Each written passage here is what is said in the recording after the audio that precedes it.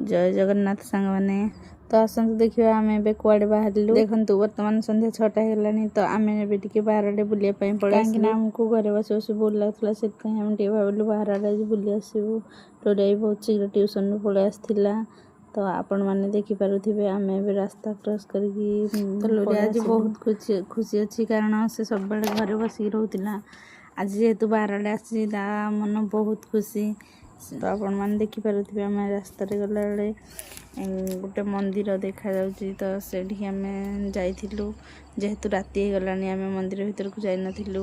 बाहर ठिया आपण मैंने देखिपे राति हो गलानी तो आम घर को फेरी जीवु कहीं आम लोरिया को नहीं आज आसथिलु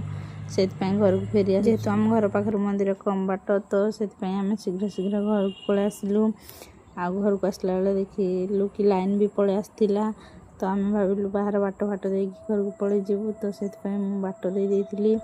आपण मैंने देखिपे घरे संध्या 7टा हो गलानी तो आम ए बाहर जावा एबे लोरिया पाठ पढ़ा टाइम हो गलानी तो आपण मैंने कहतु आपण मैंने संध्या कुआड़े बुलाया जाऊँ सांग मैंने जय जगन्नाथ।